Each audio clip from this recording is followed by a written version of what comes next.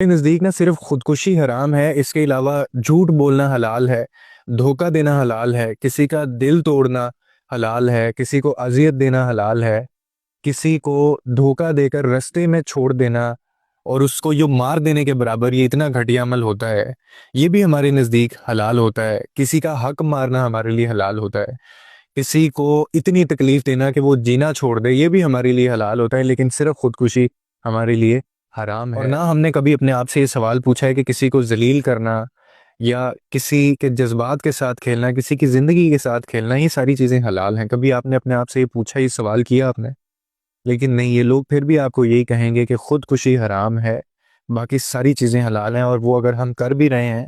تو وہ اب مجبوری ہے، ہم کیا کریں، اس کے بغیر ہمارا گزارا نہیں ہے۔ جب ہم یہ ساری چیزیں کر لیتے ہیں تو پھر یہ سارے معاملات کو ہم بخشوانا چاہتے ہیں عبادتیں کر کے، اللہ کے قریب جا کے، حج عمرے کر کے، یا پھر لوگوں کو دکھا کے کہ ہم کتنے اچھے مومن ہیں، ہم کتنے اچھے مسلمان ہیں۔ لیکن جیسا میں نے آپ کو پہلے بتا دیا ہے کہ یہ معاملہ ایسے سیٹل نہیں ہوگا،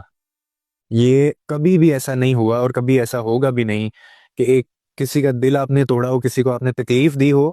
اور وہ معاملہ آپ کا اللہ تعالیٰ بخش دے اس وجہ سے کہ آپ نے اس کے بدلے میں کوئی نماز پڑھ لی تھی۔ وہ معاملہ تبھی بخشا جائے گا جب آپ اس شخص سے معافی مانگیں گے، یا جب آپ اللہ سے معافی مانگیں گے اور وہ بندہ آپ کو